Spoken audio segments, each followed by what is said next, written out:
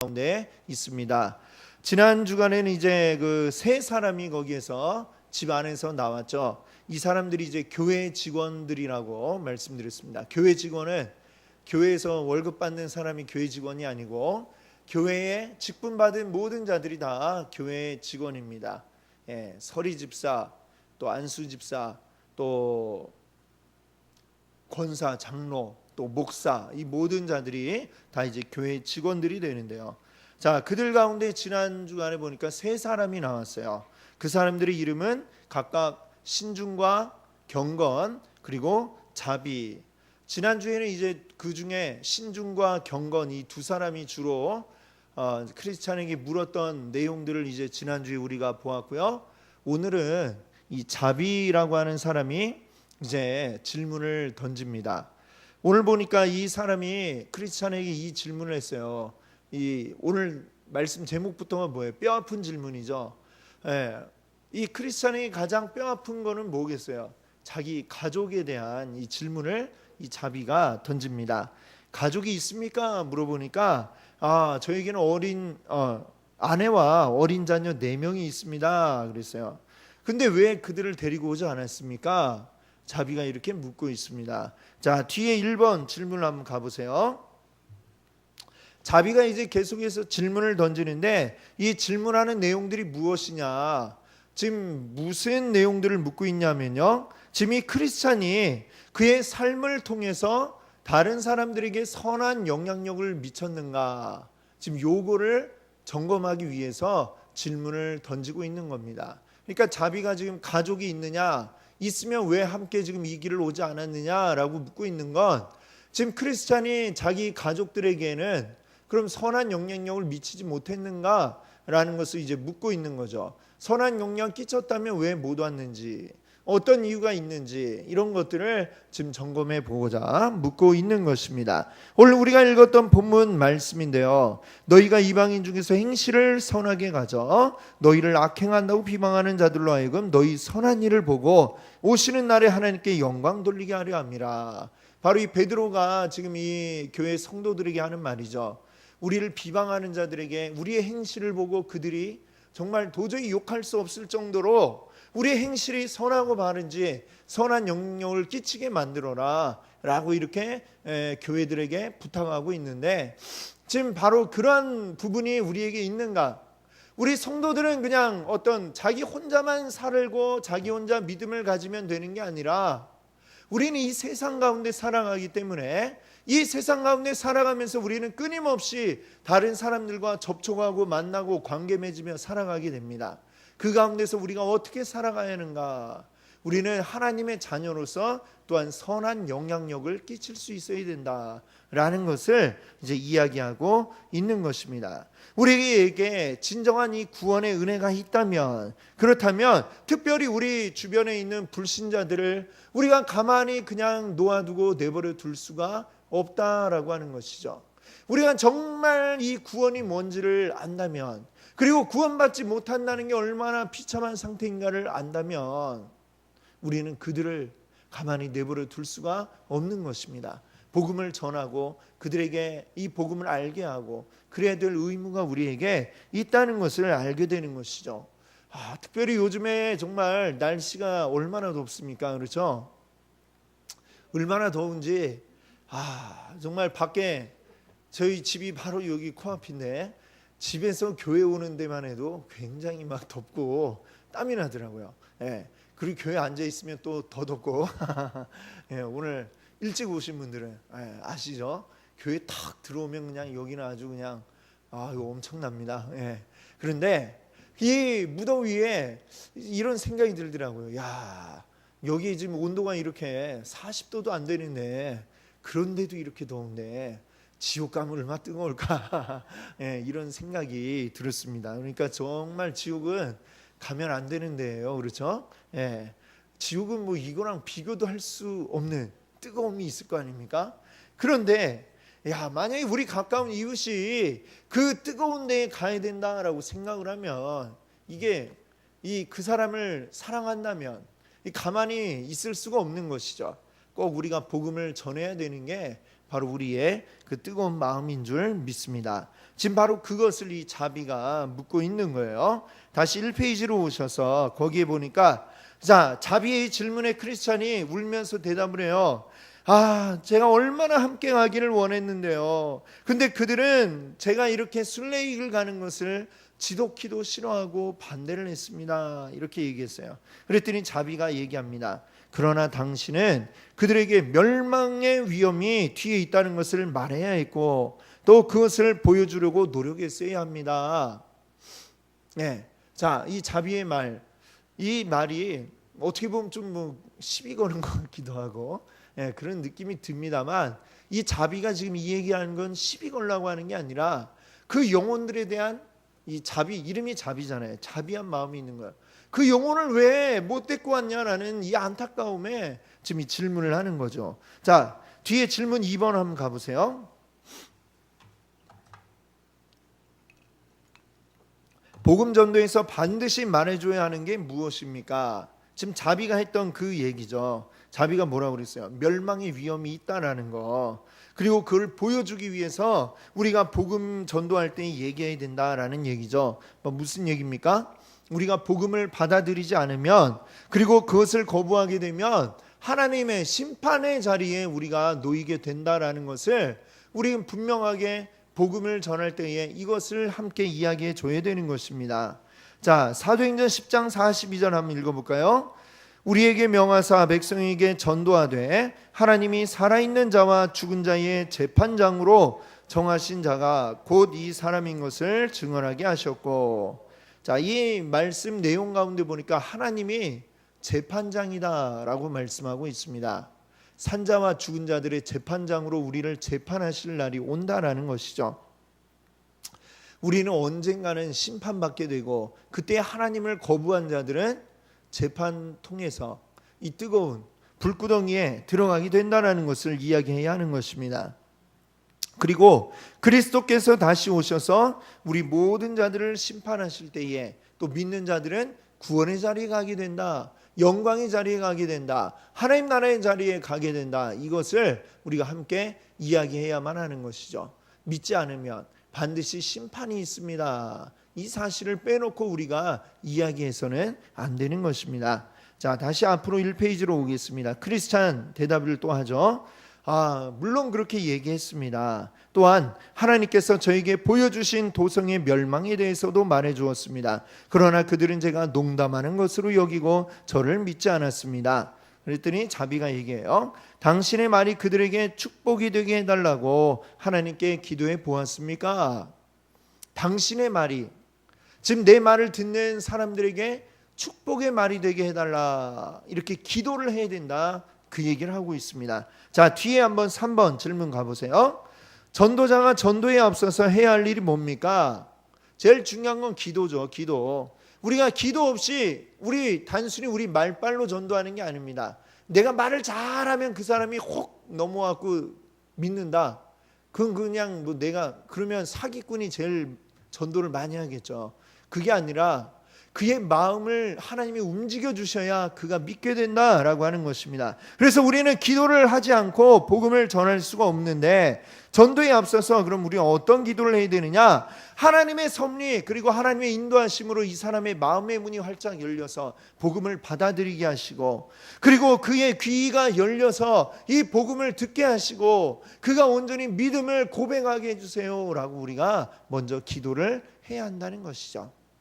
우리가 분명히 알아야 될 건, 전도는 내가 하지만 그의 마음의 문이 열리는 것은 누가 하시는 거예요? 하나님이 하십니다. 하나님이 하신다는 사실을 우리가 기억하고 하나님의 도움을 구해야만 한다는 것입니다. 자, 또 앞으로 다시 우리 오셔서 1페이지에 3번 뒤에 이제 쭉 읽어볼게요. 크리스천이 말하죠. 아주 간절한 심령으로 제가 기도했습니다. 왜냐하면 저희 아내와 어린 자녀들은 저에게 매우 사랑스러운 존재들이었기 때문입니다. 자비가 말합니다. 그러면 그들에게 당신이 느낀 슬픔과 멸망의 두려움에 대해 말해 주었습니까? 왜냐하면 제가 생각하기에 당신은 멸망에 대해서 충분히 알고 있었던 것처럼 보이기 때문입니다. 크리스찬이 얘기해요. 말하고 여러 번 말했습니다. 그들도 저희 안색과 눈물 그리고 우리의 머리 위에 임박한 심판을 걱정하며 떨고 있는 저희 모습에 두려움을 보았습니다. 그러나 이 모든 것이 저와 함께 가도록 설득하기에는 충분하지 못했습니다. 자비가 얘기하죠. 그들이 따라오지 않은 이유 뭐라고 생각합니까? 크리스천이 얘기합니다. 아내는 이 세상을 잃어버린 걸 두려워했고 아이들은 어리석은 청년의 정욕에 빠져 있었습니다. 자, 4번 뒤에 질문 4번으로 한번 보세요. 4페이지에 이들이 복음을 거부하는 근본적인 이유가 무엇입니까? 지금 이 크리스찬의 아내와 아이들뿐만이 아니라 이 세상의 모든 복음을 거부하는 자들, 그 근본적인 이유 무엇일까요? 바로 이 세상의 즐거움과 정욕 때문이다. 이렇게 얘기할 수 있겠습니다. 이 세상을 놓지 못하기 때문에 저 세상의 것을 바라볼 수가 없는 것입니다. 그렇기 때문에 복음을 듣기 위해서는 먼저 영혼의 준비가 필요하다라고 하는 것입니다. 영혼에 먼저 이것을 받아들일 마음의 자세, 세상의 것을 내려놓을 수 있는 그러한 자세가 필요하다는 것이죠. 즉 이 세상의 즐거움 그리고 이 세상의 부, 명예 이런 즐거움들을 추구하는 것이 우리 영혼에 진정한 만족을 줄 수 없다라는 이 사실을 그가 먼저 깨달아야만 하는 것입니다. 그걸 깨달아야 복음이 그에게 들어가죠. 그러지 않으면 이 세상 너무 좋은데 이것만으로도 충분한데 다른 뭐가 필요하겠습니까? 그런 사람들에겐 아무리 천국의 아름다움을 이야기해도 들리질 않는 거죠. 그런데 이것도 역시 그의 마음 가운데에 이것에 대한 깨달음이 생기려면 또 역시 어떻게 해야 되겠어요? 이것도 역시 그의 안에 성령이 역사하셔야만 한다라는 것을 우리가 기억하기를 원합니다. 성령이 역사하지 않으시면 아무것도 우리 구원에 이르는 어떤 단계도 진행이 될 수가 없다는 사실을 우리가 알아야 됩니다. 모든 것 하나부터 열까지 처음부터 끝까지 오직 주의 성령의 힘에 인도하심을 우리가 의탁하고 기도하고 그 가운데에야 비로소 복음의 문이 열려질 수 있다는 사실을 우리가 기억해야 하겠습니다. 자, 이제 다시 2페이지 맨 윗줄에 우리 4번 뒤에 볼게요.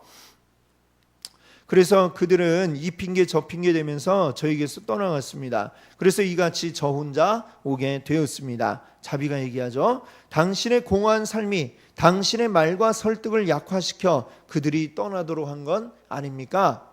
자, 지금 자비가 얘기하는 건 뭐냐면 당신이 입으로는 아주 뻔질하게 얘기하면서 혹시 삶이 엉망진창이라 가지고 그 사람들이 당신의 말을 듣지 않은 건 아니냐, 지금 이 질문을 하는 것입니다.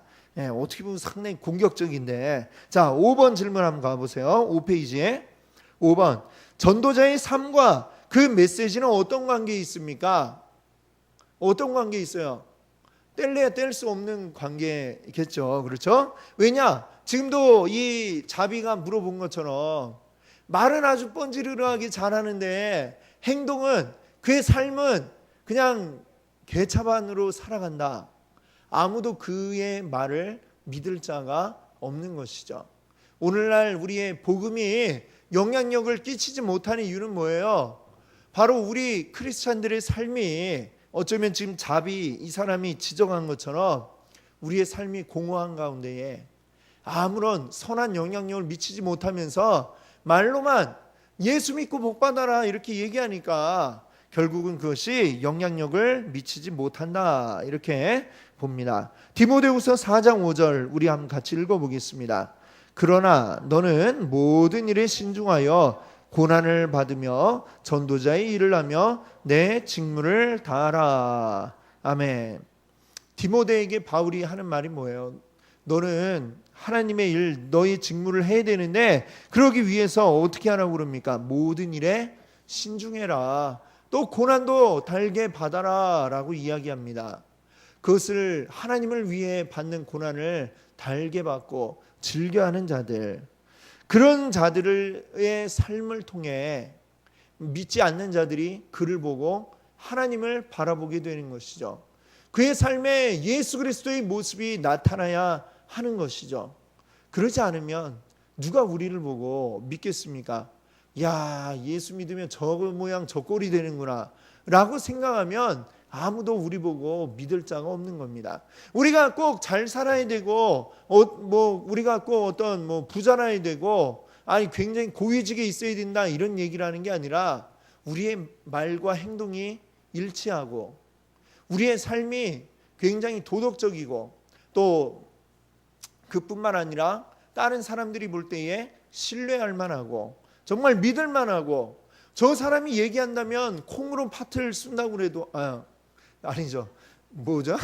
팥으로 메주를 쓴다고 그래도 믿을 만한 그런 정도의 신뢰를 우리가 보일 수 있다면 우리가 그렇다고 해서 막 팥을 가지고 메주 쓴다고 거짓말을 하라는 얘기가 아니라 정말로 그렇게 우리의 삶 속에 예수 믿는 사람 뭔가 다르구나라고 하는 예수 믿는 이 세상의 가치관이 아니라 하늘나라 가치관으로 사는 사람은 정말 뭐가 달라도 다르구나라는 것을 우리가 보여주는 이 삶을 살아야 할 줄로 믿습니다. 아멘.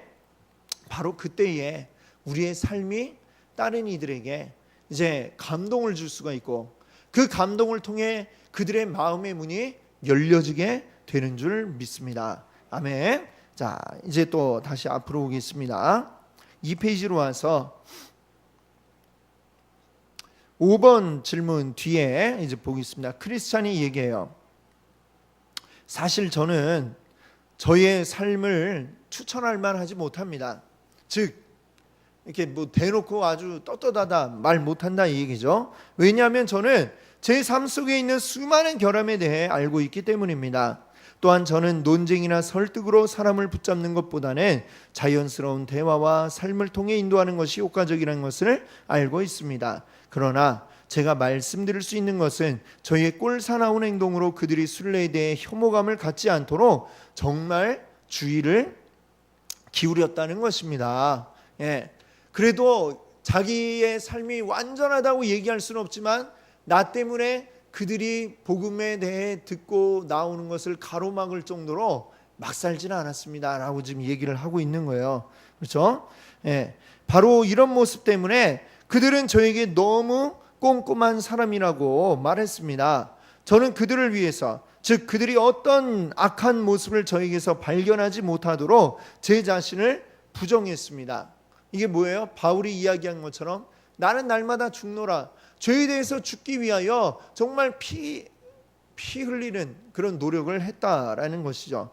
자, 그렇긴 하지만 그들이 저에게서 본 것이 그들에게 방해가 되었다면 그것은 하나님께 대항해서 죄를 짓는 저의 허약함 혹은 이웃에 저지른 저의 잘못들 때문일 것입니다.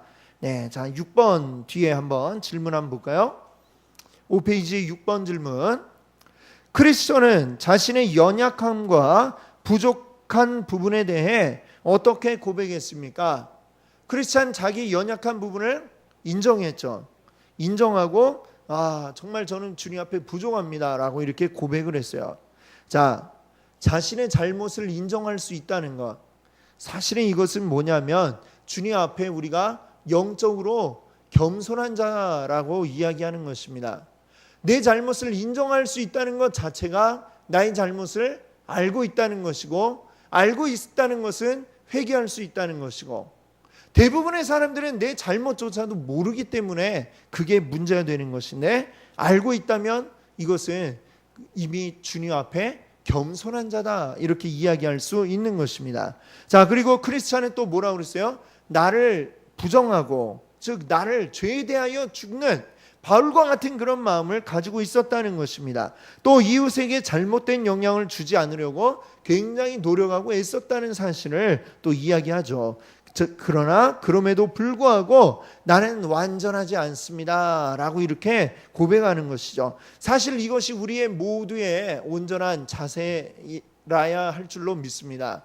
우리가 이 세상에 완전한 자는 한 사람도 없죠. 의인은 없나니 하나도 없으며, 이것이 우리 주님이 우리에게 하신 말씀입니다. 우리는 누구도 완전할 수 없어요. 그러나 그렇다고 해서 막 그냥 되는 대로 살아도 되느냐? 그렇지 않다는 것이죠. 적어도 우리는 우리의 삶이 다른 사람이 복음으로 나오는 것을 가로막지 않도록 적어도 우리 믿는 사람으로서 살아가기 위한 끝없는 노력이 우리에게 필요하다는 것입니다. 죄 안 지을 수는 없지만 그래도 안 짓기 위한 노력, 그리고 더 큰 죄로 나아가지 않기 위한, 한 번 죄를 지었는데 또다시 그 죄를 또 짓게 되는 이러한 잘못을 범하지 않도록 끊임없는 죄와의 싸움은 우리 정말 주님 앞에 가는 날까지 끝없이 이어져야 할 우리의 싸움인 줄 믿습니다. 끝없는 싸움입니다. 이 싸움에 우리가 항상 경계하고 우리가 절대로 방심하여서는 안 되는 것이죠.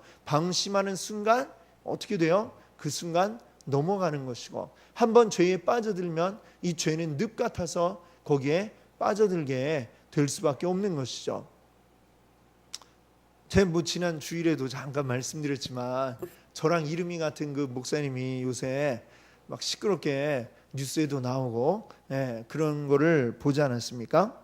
이분이 그러니까 뭐 어디까지 사실인지 모르지만 자기가 젊을 때 뭐 이랬다 이렇게 얘기하는데 뭐 그것도 알 수는 없지만 하여튼 단 한 번이라도 하지만 어쨌거나 내가 죄에 대해서 경계하고 있지 않으면 순간 방심하는 순간 누구라도 죄 가운데 빠질 수 있다는 것을 알아야 됩니다.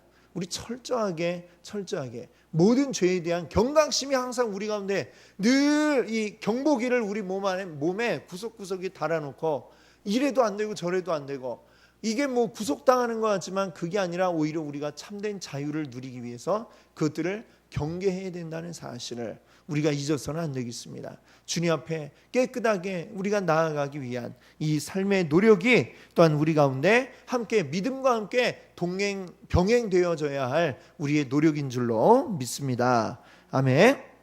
자, 그 다음에 우리 6번 뒤에 이제 자비가 이야기합니다.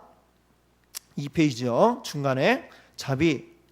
참으로 가인은 자신의 아우를 미워했는데 자기의 행위는 악하고 그의 아우의 행위는 의로움 때문이었습니다.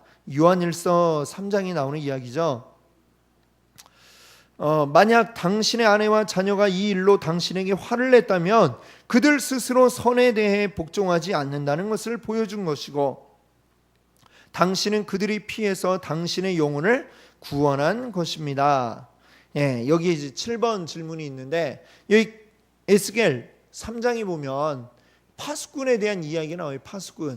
파수꾼이 저기서 적이 막 쳐들어오는 걸 보았으면 어떻게 됩니까? 파수꾼의 의무는 막 나팔을 불고 종을 치고 경보를 울려야 되는 게 파수꾼의 역할이죠.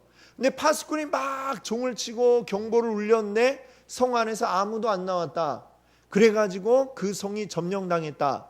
그러면 파수꾼에게는 잘못은 없는 거예요. 자기 할 도리는 다 했으니까. 근데 파수꾼이 어차피 뭐 아무도 안 나올 텐데 뭐 하고 그냥 적이 오는 걸 보고도 가만히 있었다. 그래서 성이 점령당했다. 그러면 그게 누구 죄가 됩니까? 파수꾼의 죄가 되죠. 이 사람들이 듣든지 안 듣든지 이 파수꾼의 역할은 알리고 전해야 될 책임이 파수꾼에게 있다는 것입니다. 자, 바로 그러한 얘기를 이제 하고 있는 거죠. 뒤에 7번 질문 한번 보세요. 5페이지에 크리스천은 전도에 노력을 기울였음에도 불구하고 식구들은 그를 반대하였다. 따라서 그들이 망하는 것은, 이 가족들이 결국 죄로 망하는 것은 누구 책임이라는 거예요?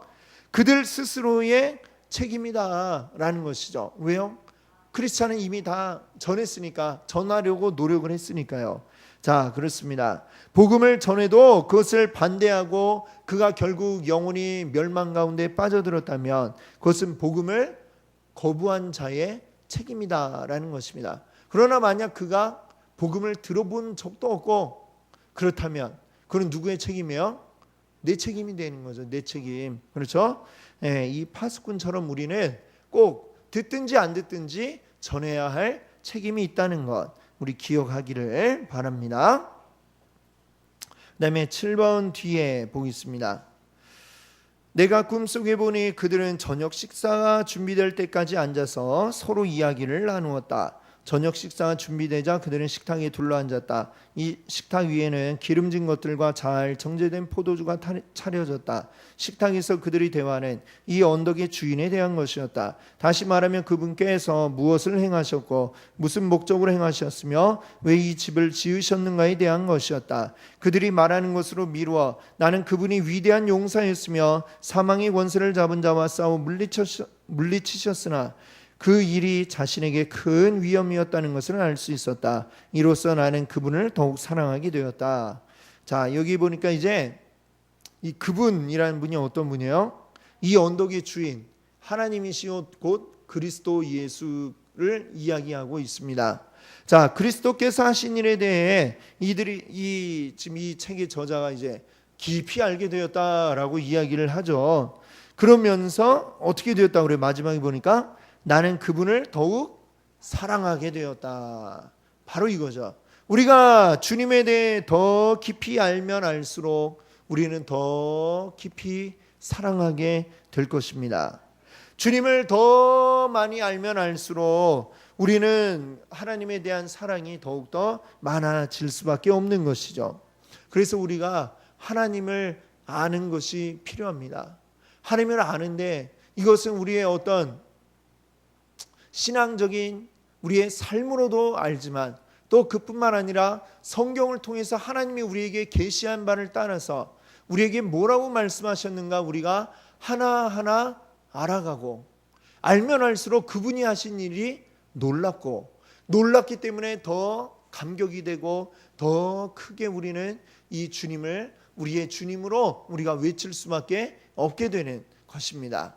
바로 이것을 우리가 알아야 되겠습니다. 그래서 우리의 주님을 어떻게 해야 더 사랑할 수 있는가? 하나님을 더 알려고 할 때에, 더 깊이 알아가려고 할 때에 주의 말씀을 더 읽고 주의 말씀을 또 풀이하는 이 설교 말씀을 또 우리가 듣고 또 우리 또 기회 될 때마다 또 성경 공부를 또 같이 함께 하고 그러면서 더 깊이 알아가면 알아갈수록 놀라운 하나님의 역사가 일어나게 될 줄로 믿습니다. 아멘. 우리 그 옛날 조선 시대 때 이제 보는 유교 경전 가운데는 여러 가지 많이 있잖아요, 그렇죠? 근데 이 선비들이 과거 공부를 하면서 이거를 어느 정도로 이 사람들이 공부를 하냐면은 그 책을 앞에서부터 끝까지 그냥 통째로 다 외웠습니다. 외웠죠. 예, 사서삼경만 이런 것들을 논어맹자 뭐 이런 것들을 옛날 공부하는 방법은 그냥 어떻게 보면 굉장히 무식한 방법인데 그냥 외우는 거였습니다. 외우는 거.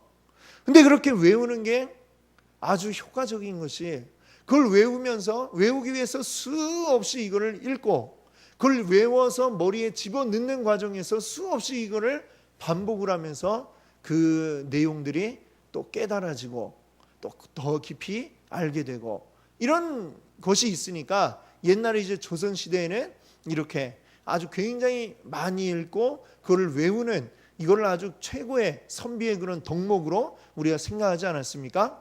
적어도 뭐 우리들도 역시 성경을 대하는 게 어쩌면 이 조선시대 선비들만큼만 하면 정말 다들 대단한 경지에 이르르실 수 있을 것 같아요. 우리 홍영남 목사님 굉장히 열심히 잘 읽으시는데 그 어쩌면 참 조선시대 선비들처럼 끊임없이 이제 읽고 이거 머리에 넣고 그걸 외우고 머리에 넣으면 그 과정에서 우리가 또 생각하고 이 말씀이 은혜가 되고 하나님 또 순간순간 매일매일 우리가 잘 아는 말씀이지만 읽을 때마다 또 새로운 것들이 우리 눈에 보이기도 하고요.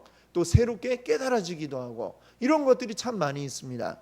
또 이렇게 말씀을 듣다 깨달은 게 있으면 또 옆에 적어 놓기도 하시고 이러면 이런 것들이 다 합쳐지면 우리 하나님을 더 잘 알아가게 되는 것이죠. 이것이 우리 평생에 계속해서 이것이 쌓인다면 우리가 얼마나 하나님을 더 많이 알아갈 수가 있겠습니까? 그리고 그 하나님을 우리 얼마나 더 사랑할 수가 있겠습니까? 그렇죠? 우리 하나님을 더 사랑하기 위해서는 우리 하나님을 더 많이 알아야 됩니다. 이 아는 것이 중요하다는 것을 우리 또 기억할 수 있기를 바랍니다. 자, 이제 이 페이지 그 8번 뒤에 부분을 한번 읽어볼게요. 크리스천이 마침내 말했다. 사람들이 말하듯이 나도 믿습니다.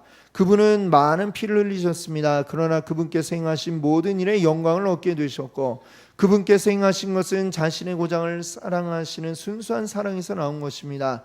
그 밖에도 집안 사람들 중에는 그분이 십자가에서 돌아가신 후 그분을 만나 이야기를 나눈 자들이 있었다. 그들은 그분의 입술에서 들은 것과 그분이 이 세상의 불쌍한 순례자들을 사랑하시는 분이라는 것, 그리고 그 같은 분을 이 세상에서 찾을 수 없다는 것을 증거했다. 그들은 한 가지 예를 더 들어 자신의 증거를 확인했다. 그분은 가난한 자들을 위해 자신의 영광을 스스로 벗어버렸으며 시온산에서 홀로 거주하기를 원치 않으신다고 하셨다. 더욱이 그들은 본성상 거지로 태어났고 사는 곳이 거름더미였던 수많은 순례자를 그분께서 왕자로 만들어 주셨다고 말했다. 이 이야기들이 무슨 이야기인지 이해되시죠? 우리 예수님께서 하셨던 일들입니다. 자, 그들은 밤이 깊도록 대화를 나눴고 주께서 보호해 주시기를 기도드린 후 각자 자신들의 잠자리에 들었다. 그들이 해 뜨는 쪽에 창문이 나 있는 2층 침실로 순례자를 인도했다. 그 방의 이름은 평안이었다. 크리스천은 동이 틀 때까지 잠을 잡고 일어나자 노래를 불렀다. 뭐라고 노래 불렀나요? 지금 내가 어디 있는가? 이는 순례자를 위한 예수님의 사랑과 돌보심이 아닌가? 이렇게 예배하시고 용서해 주시다니 벌써부터 천국의 옆집에서 살고 있네. 아멘. 그렇습니다. 자, 우리 9번 질문 마지막으로 한번 같이 볼까요? 성도가 교회를 통해 얻을 수 있는 은혜 가운데 중요한 건 무엇입니까? 자, 지금 크리스찬이 교회에 지금 와 있잖아요. 이 교회에서 그가 받은 은혜 가운데 중요한 게 뭐냐? 이 교회의 기능 중에 하나는 뭐냐 하면 성도에게 안식을 제공하는 것입니다. 안식. 영적으로 필요한 것을 성도에게 공급하고 그럼으로써 그 영혼이 만족함을 누리고 그 가운데에 평안을 누리게 하는 기능이 바로 이 교회에 있다는 것이죠. 우리 주님께서 우리에게 평안함을 어디를 통해 주시느냐? 이 세상 가운데 우리가 홀로 있을 때에는 그것을 누리기가 어렵습니다. 하나된 주님께서 하나 되게 하신 이 교회 가운데 우리가 함께 모였을 때에 이 가운데서 우리가 평안함을 누리게 될 줄 믿습니다. 바로 이 크리스찬이 묵었던 방 이름 평안과 같이 이 평안이 참 평안이 바로 이 교회를 통해 우리 모든 성도들에게 가득하게 풍성하게 넘쳐나기를 바랍니다. 아멘. 함께 우리 기도하겠습니다.